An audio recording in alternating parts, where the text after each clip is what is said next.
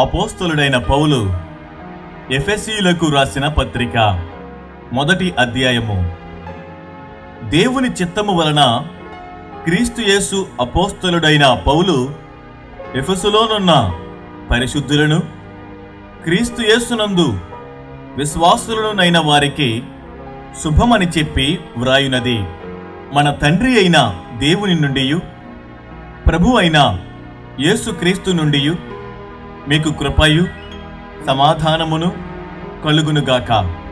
మన ప్రభు అయిన యేసుక్రీస్తు యొక్క తండ్రియగు దేవుడు స్తుతింపబడునుగాక.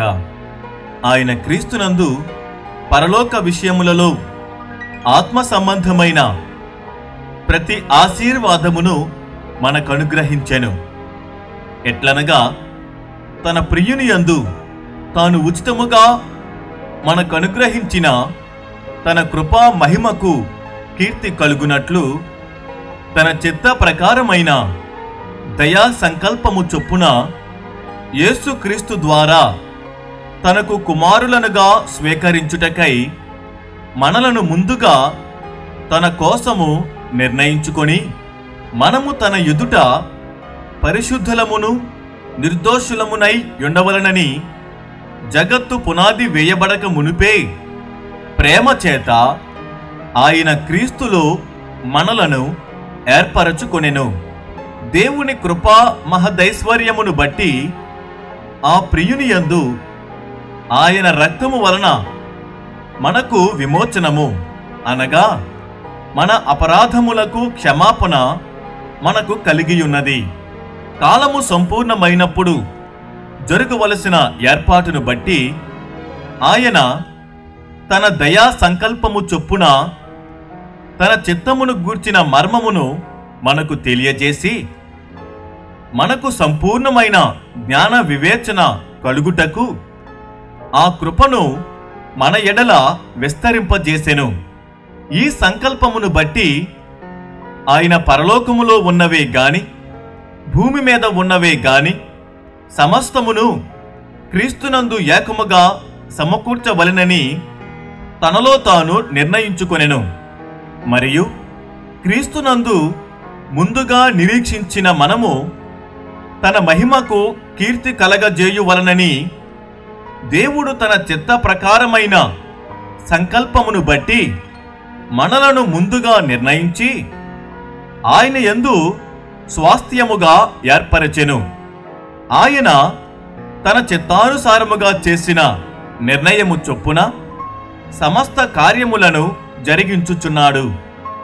మీరును సత్యవాక్యమును, అనగా మీ రక్షణ సువార్తను విని క్రీస్తునందు విశ్వాసముంచి వాగ్దానము చేయబడిన ఆత్మచేత ముద్రింపబడితిరి. దేవుని మహిమకు కీర్తి కలుగుటకై ఆయన సంపాదించుకొనిన ప్రజలకు విమోచనము కలుగు నిమిత్తము ఈ ఆత్మ మన స్వాస్థ్యమునకు సంచకరువుగా ఉన్నాడు. ఈ హేతువు చేత ప్రభువైన యేసునందలి మీ విశ్వాసమును గూర్చియు పరిశుద్ధులందరి ఎడల మీరు చూపుచున్న విశ్వాసమును గూర్చియు నేను వినినప్పటి నుండి మీ విషయమై మానక దేవునికి కృతజ్ఞతాస్తుతులు చెల్లించుచున్నాను.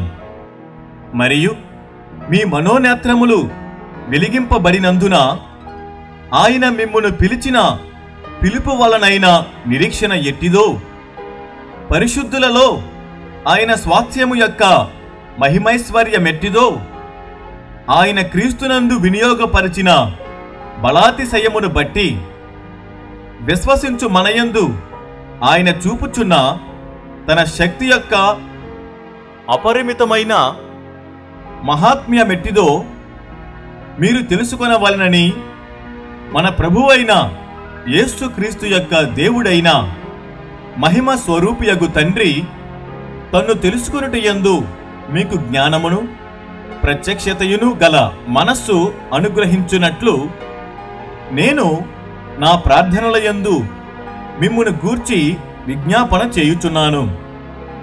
ఆయన ఆ బలాతిశయము చేత క్రీస్తును మృతులలో నుండి లేపి సమస్తమైన ఆధిపత్యము కంటెను అధికారము కంటేను, శక్తి కంటేను, ప్రభుత్వము కంటేను ఈ యుగమునందు మాత్రమే గాక రాబోవు యుగమునందును పేరు పొందిన ప్రతి నామము కంటేను ఎంతో హెచ్చుగా పరలోకమునందు ఆయనను తన కుడి పార్శ్వమున కూర్చుండబెట్టుకొని ఉన్నాడు.